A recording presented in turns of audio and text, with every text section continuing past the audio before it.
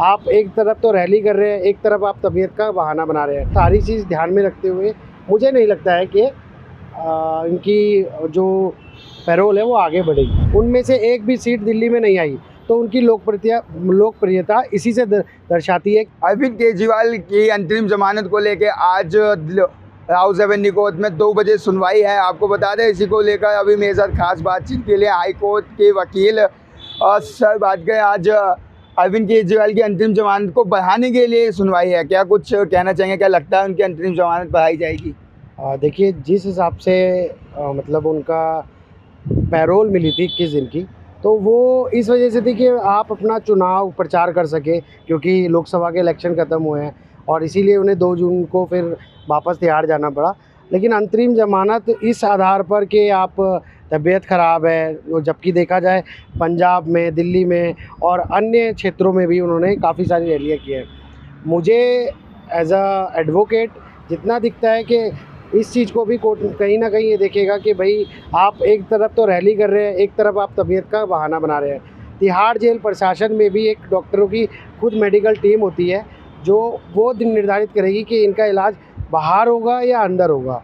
तो इस चीज़ को सारी चीज़ ध्यान में रखते हुए मुझे नहीं लगता है कि इनकी जो पैरोल है वो आगे बढ़ेगी। और बात करें जिस तरीके से दलीलें चलती हैं, अगर बात करें अरविंद केजरीवाल के इस मुद्दे को लेकर आम जनमानस में इसमें क्या क्यूरियोसिटी बनी हुई है? क्योंकि जिस समय उन्होंने सरेंडर किया था तो तमाम दिल्ली की जनता उस समय मुख्यमंत्री को देखने के लिए देखो, दिल्ली का रुझान जो भी था उसके जो आपके सामने हैं परिणाम, दिल्ली की सातों लोकसभा सीट पे बीजेपी का पूरा परचम रह गया।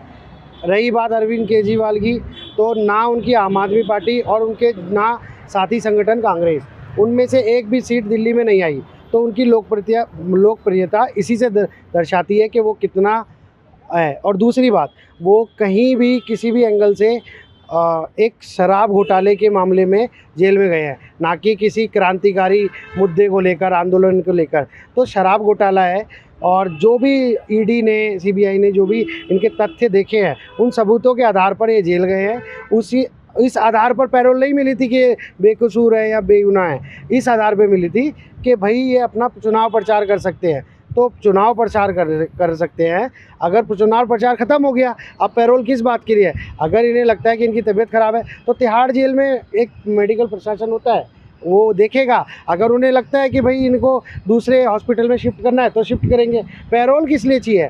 अगर पैरोल पे जब आप चुनाव प्रचार के लिए ठीक हैं और जेल में जाने के लिए ठीक नहीं है, तो ये तो इस भीषण गर्मी में अगर आप 45 टेम्परेचर पे अगर आप चुनाव प्रचार कर सकते हैं, तो आप जेल में रुक सकते हैं और जेल में सारी सुविधाएं मिलती है। वैसे आप बोलते हो कि मैं भगत सिंह हूँ, मैं ये हूँ, मैं वो हूँ। भगत सिंह जी को कितनी यातनाएं दी गई थी, ये कहते हैं मेरे लिए एसी लगा दो, कूलर लगा दो। ये सब कहने वाली बात है। आप किसी ना किसी जुर्म में कहीं ना कहीं आरोपित है, आरोप सिद्ध नहीं हुआ है, लेकिन वो कोर्ट का फैसला है कि आपको बेल दें या ना दें। लेकिन जो तथ्य और जिस सबूतों के आधार पर मैं ये कह सकता हूँ कि भाई हाँ, इन्हें पैरोल अभी नहीं मिलेगी। जिससे इनका कहना है कि अब की लगता है कि नहीं है कि उनकी ज़मानत को बढ़ाया जाएगा, पर यह बड़ा विषय होगा कि जब हाउस एवेन्यू कोर्ट में उनकी सुनवाई खत्म होगी और उसके पश्चात जो फैसला आएगा, क्या वो अरविंद केजरीवाल के पक्ष में होगा या नहीं। कैमरा पर्सन वैभव के साथ मैं संजीव, पंजाब केसरी.com, दिल्ली।